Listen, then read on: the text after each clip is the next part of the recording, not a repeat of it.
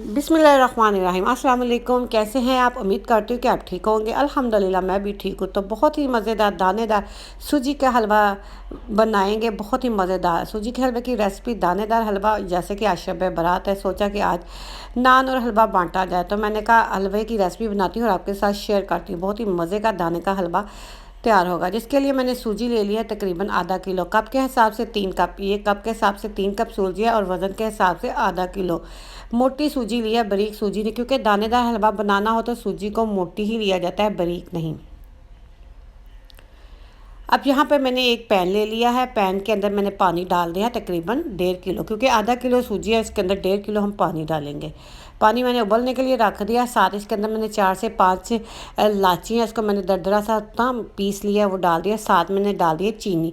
चीनी तकरीबन 2.5 कप डालूंगी, क्योंकि 3 कप सूजी है और इसके अंदर 2.5 कप चीनी डालूंगी। ये काफ़ी है का बाज़ लोग ऐसे होते हैं ना कि वो बराबर चीनी डालते हैं, वो बहुत मिठास तेज़ हो जाती है, लेकिन ये 2.5 कप जो है ना परफेक्ट है 3 कप के हिसाब से।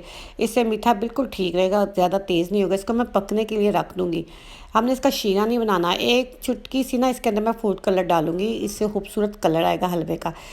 शीरा नहीं बनाना, तारदार नहीं बनाना। सिर्फ सूजी को ना, ये जो चीनी डाली है ना, इसको हमने मेल्ट करना है और बस पानी को पकाना है बस। अब यहाँ पे एक पैन या इसके अंदर मैं 2 चम्मच के करीब कुकिंग ऑयल डाल दूँगी और इसके अंदर कुछ बादाम वगैरह ना रोस्ट कर लूँगी। इसके अंदर है मैंने डाले हैं गिरी बादाम वगैरह, आप जो मर्ज़ी डाल दें। मेवा भी डालूँगी वो बाद में, क्योंकि मेवा जो है ना बहुत जल्द रोस्ट हो जाता है, फूल जाता है। इसलिए पहले मैंने गिरी और बादाम डाले हैं। 1 मिनट के लिए इसको हल्का सा रोस्ट कर लेंगे।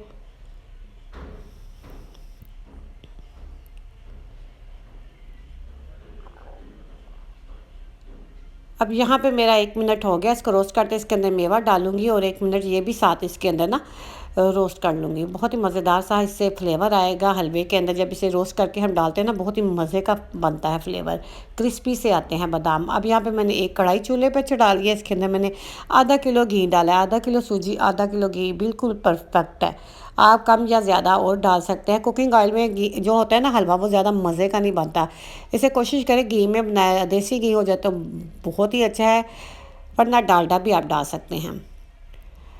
अब सूजी को मैं घी के अंदर फ्राई कर लूँगी। इसका हमने अच्छा सा कलर देना है, ताकि सूजी का जो कच्चापन भी दूर हो जाए और सूजी का जो कलर है ना वो भी अच्छा सा आ जाए।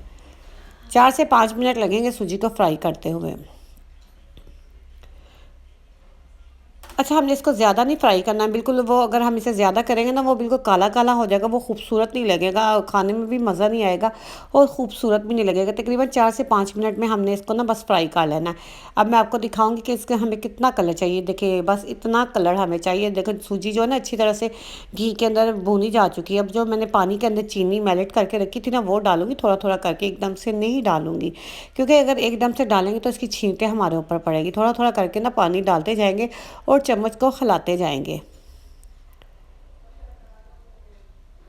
2 से 3 दफ़ा मैं पानी को डालूंगी थोड़ा थोड़ा करके ना, ताकि हमारा हलवा जो है ना अच्छी तरह से तैयार हो जाए और उसकी गुठलियाँ भी ना बने। साथ साथ चम्मच हिलाते जाएंगे।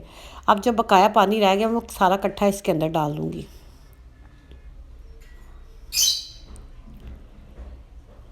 ये देखिए कितना प्यारा कलर आ रहा है पानी के अंदर। हल्का सा जो मैंने कलर डाल दिया ना, इसका हलवा का कलर इससे बहुत प्यारा आएगा। आप तेज़ भी डाल सकते हैं, लेकिन मेरे हिसाब से इतना ही काफ़ी है, क्योंकि जो तेज़ हलवे का कलर होता है वो आंखों को अच्छा भी नहीं लगता। ये देखिए कितना प्यारा इसका कलर आ रहा है। अब इसे तकरीबन 7 से 8 मिनट तक ना पानी के अंदर पकाएंगे, ताकि हमारा हलवा जो है ना अच्छी तरह से पक जाए और इसकी जो ऑयल है ना वो भी ऊपर आ जाए।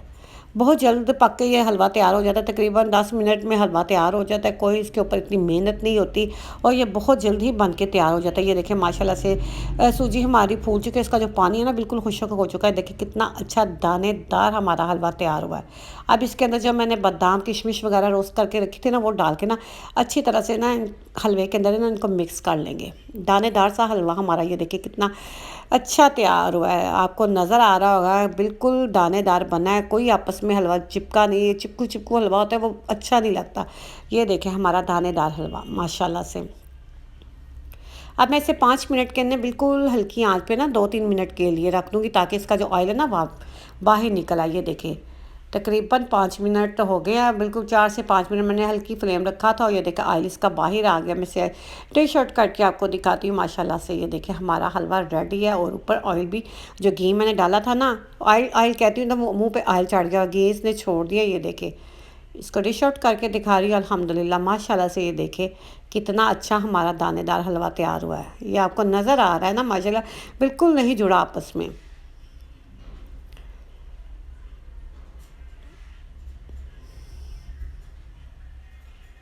ऊपर से कुछ बादाम मैंने काट के डाल दिए इसकी खूबसूरती के लिए। और ये देखें हमारी फाइनल लुक जो है ना, माशाल्लाह हलवे की फाइनल लुक तैयार हो चुकी है। बहुत ही मज़ेदार दानेदार हमारा हलवा तैयार है।